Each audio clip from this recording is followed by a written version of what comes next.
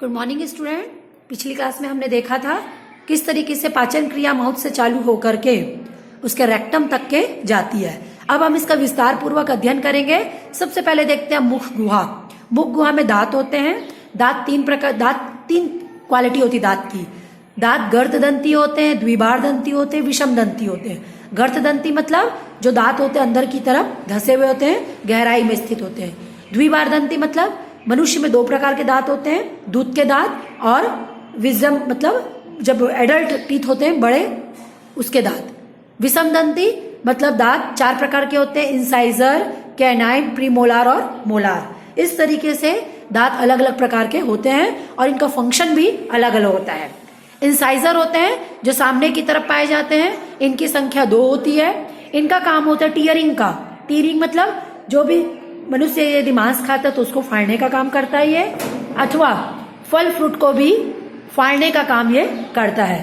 उसके बाद खरगोश में जो होते हैं इंसाइजर सबसे सामने में पाए जाते हैं 2, और ये इतने बड़े हो जाते हैं कि कभी कभी खरगोश की इंसाइजर के कारण मृत्यु भी हो जाती है। उसके बाद बाजू में इंसाइजर सामने के 2 दांत के बाजू में कैनाइन दांत पाए जाते हैं, जिनकी संख्या 1-1 होती है। प्रत्येक पार्श्व में 1 होते हैं। ये जो होते हैं जैसे शेर वगैरह में देखे होंगे बहुत चमकीले दांत होते हैं। ये करते हैं किसी भी चीज को फाड़ के निकालने का काम करते हैं, चाकू के समान ये करते हैं। उसके बाद प्रीमोलार होते हैं। प्रीमोलार छोटे बच्चों में नहीं पाए जाते हैं, इनका काम भोजन को पीसना होता है। उसके बाद अंत में होते हैं मोलार। मोलार भोजन को अच्छी तरीके से पीस करके उसको मिक्सिंग करने का या बड़े बड़े भोज्य पदार्थ घासों को चबाने का काम करता है। तो इस तरीके से दांत की जो विशेषता थी, 4 प्रकार के दांत और गर्तदंती, द्विबारदंती और विषमदंती होते हैं। उसके बाद हम दंत सूत्र देखते हैं। तो छोटे बच्चों में दांतों की संख्या 20 होती है, जिसमें कि आप देख सकते हैं दंत सूत्र में लिखी हूं इंसाइजर, कैनाइन, प्रीमोलार और मोलार। इंसाइजर 2 है, कैनाइन 1 है, प्रीमोलार 0 है छोटे बच्चों में, और मोलार टीथ 2 है। तो इसको आप 2 से, ये प्रत्येक पार्श्व का है ना, मतलब ऊपर और नीचे 10-10 दांत पाए जाते हैं और हर एक पार्श्व में 5 दांत होते हैं। तो आप इसको अपर एंड लोअर, जो ऊपर का लिखी हूं मैं, उसी तरीके से लोअर में भी सेम वैसे दांत होते हैं। तो ऊपर 5 और नीचे 5 दांतों की संख्या होती है। 2 से मल्टीप्लाई कर दीजिए तो टोटल 20 दांत दूध के दांत होते हैं।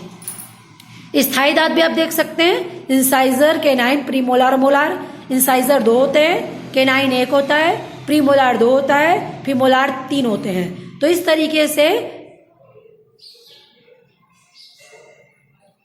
8 पाए जाते हैं हर पार्श्व में।